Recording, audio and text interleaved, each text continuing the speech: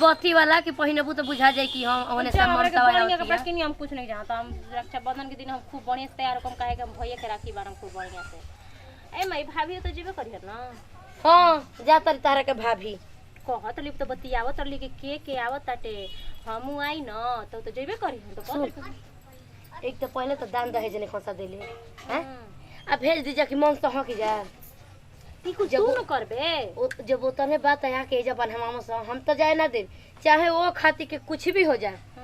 नैहर ना जाई त ना जाई ते कह दे के जे के बांध के बांधे के बाठी बना कहबे कर हमरा से कहलो सर ना बे हमरा से कहल ही एथो जे से ने एक तो नया न दहेज में तो इतना अकड़ में रहली कहली कि हमर भाई होई हो हौ फला न टेका उ त बेबरी के थाहे लग जाई यही से त अपन उपाय लगाउनी हो ना ते जाही मत दिए तब देख ली कितना बड़का बड़ा पैसा दिए तब जाय देना त ए जे बुला के बना तब एकर बाप अपने पैसा देही हां त ठीके बाटे साफा गरीबे घर के रहे ना मैं। अरे का करबू दूसरा की सिखावला पढ़ावला में तार बाबूजी ने पड़ गइल हमनी गाँव आइल तो हमनी घर आइल तो ढेर कुछ देखलस ना ते देखले कर देखला टीवी देखल तब जाई कि टीवी कहो के देखला ही नहीं है। हां बैठे तो बैठले रह जा जान तारू ना उ हमारे घर नियर बात ओकर शौखो पूरा होताटे ना तो हनी के का किन के आधा शेर पाभर लियाल बन से खइले बिर में तब आदमी एगो ना तू कह देबेला कि गरीबों के बेटी उठावल जाला ए से चलते उठा लेन कि चलो तनी गरीबों के बेटी भाई ये तू कहल जाला कुछ हो तो कर देवे के चाही नु एकदम से भिखार ले खाइल दिया। अच्छा चलो जाए तब का करबू हो कैसे तक हाउत काला कि भइल बिया हमर कहत रहुए कि आई अब देखत ओहन न तुम राखी बना उनका से पता बा कितना पैसा ले 3000 रुपया मंगले बनी पैसे खातिर राखी बन जाला हां कुछ नेक ना लिहल जाला का पागल है जेबू लेके कुल तू ही न कोनी के लिहल जाला का रक्षाबंधन का के तेल नेके खातिर नवेला। अच्छा तो एगो काम कर तू राखी मत बन पहले तू ओनी से पैसा में मांग ले ना राखी बहले भैया पैसा दियन चाहे ना दियन भाई के राखी त बनबे करम चाहे तो देख ढील तू ही ना जात रही ओनी के घरे आ कहम कि नती जो देखते फोन त आगल के कर देखते के कर भैया के बाप बतिया हेलो हेलो के माई गोड़ लागतानी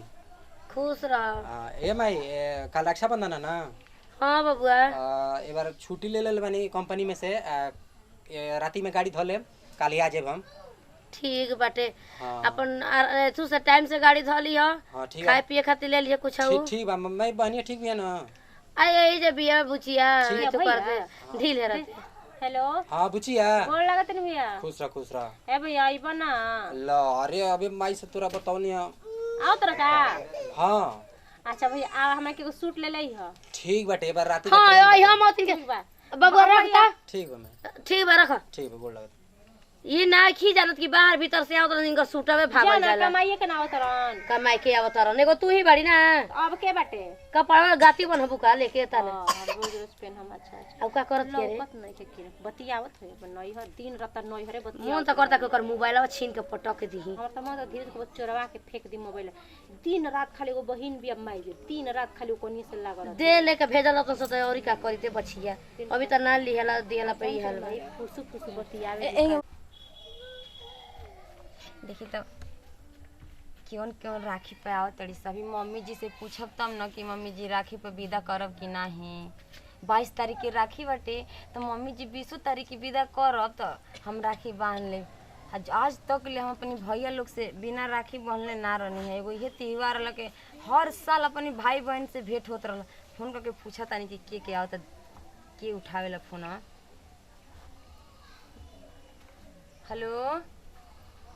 हेलो एक मिनट का ए दीदी हां हेलो गोल लाते दीदी खुश रह का हाल बा ठीक बा अपने अपनो ठीक बा आइबे ना अब कैसे बताई वहाँ के तो अभी काम करतनी मम्मी जी से पूछे में डर लगता। अब दिन बारी धरब जब मम्मी जी तब ना अपनी मन के नहीं खी ना कि पैर निकाल के चली आई। अरे डरात का पड़े अब जे के लिए के आओ ना तो लेके तो वहाँ के तो कहतनी लेकिन मम्मी जी सुने में आइल ना कि कहतनी कि ना ना जाइ सा जान तड़ी कौनी बतिया से सब बिरझल बाटे। अरे जितनी बाबूजी कहना उतनी इन लोग के करेजा ना जुड़ाओ ना दहेज ना दिया ना जब इन लोग के ना देवे के रहे तो का जरूरी बाटे कहल के हाय दे भाव दे भिखार हो सका रे का जानी कैसन हो सब दहेज पर टुकड़ा पर जियला स का जानी तो कह तड़ी कि एकर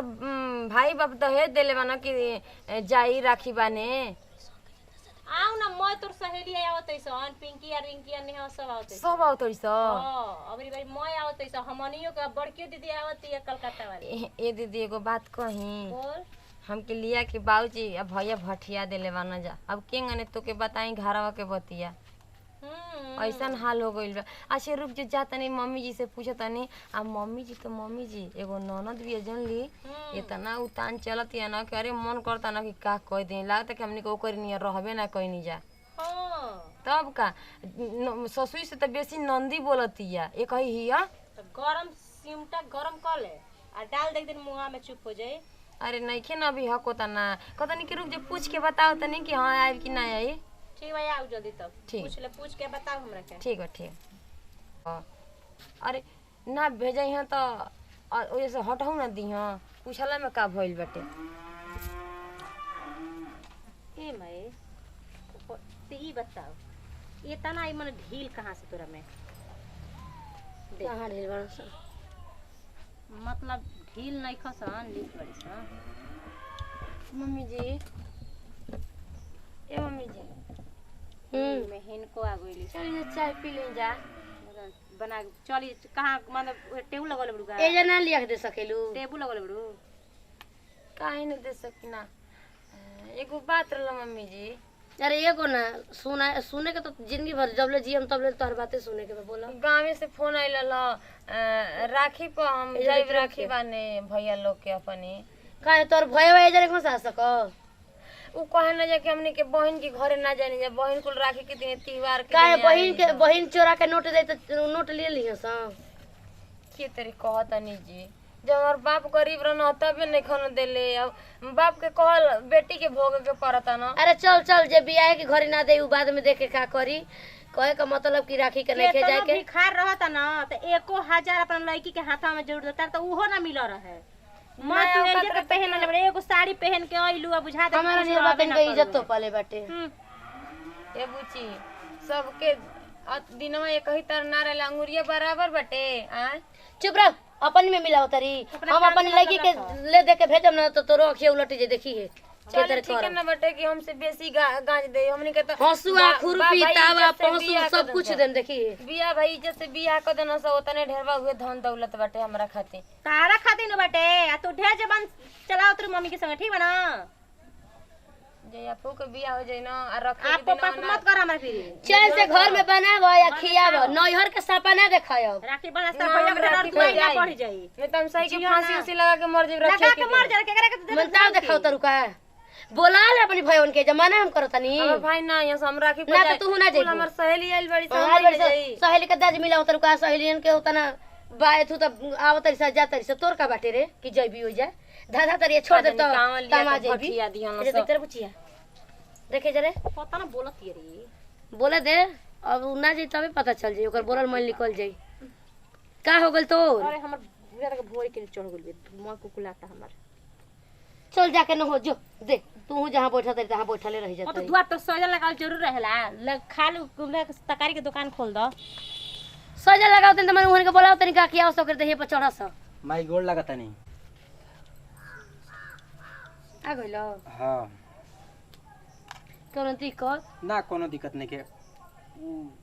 ट्रेनियम में ना माई जूतो चुरा लेला से देखो तड़ी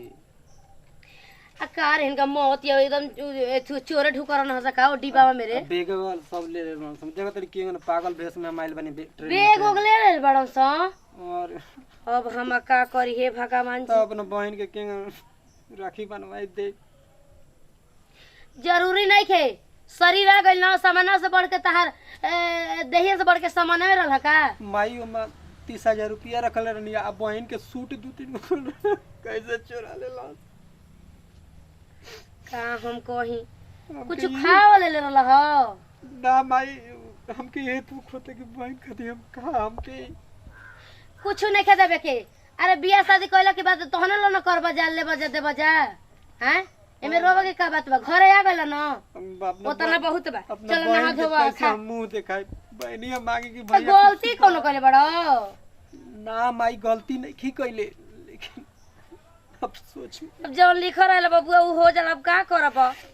हैं अब एजे से का पता चलता कि के कहाँ के रहल कैसे का भइल हवे कि कुछ सुंघा देल हसन। ना माई जब हम सुतल है ना तो एक जना जैसे प्यास लागल तो पानी में तो दूसर के पानी दियल तो पानी अरे हो दादा वही पानिए में तब एकर मतलब न कि थुक देल हस। माई हम का करी माई अब चुप रो मत चल त चल चल पानी चलाई नहा धोला खाना खा चल छोड़ा होने गोली मारा जानिया कि घूमे गए रहल ह का करब जाना कि उ हेरा गइल गिर गइल कहीं। अब उतना टेंशन लेके चलब शरीर से बढ़ के तारा सामान में बैठे चली लड़का के नहवाई हो। नमस्कार प्रणाम, हम खुशी गोड़ छुके गोड़ लगतनी आई देखें जे हमनी की वीडियो बनाते हैं अपन टीम बाटे तो वीडियो अच्छा लगता है दिल से लाइक करो, शेयर करो, सब्सक्राइब करो, कमेंट बताओ कि वीडियो कैसन लागल है। नमस्ते प्रणाम पूरा भोजपुरी समाज के गोड़ से गोड़ लागतनी हम सोनी सुमन और आगे ममता जी बोलो। नमस्कार प्रणाम, हम ममता यादव, आप सब भोजपुरी समाज के गोड़ चुके गोड़ लागत नहीं।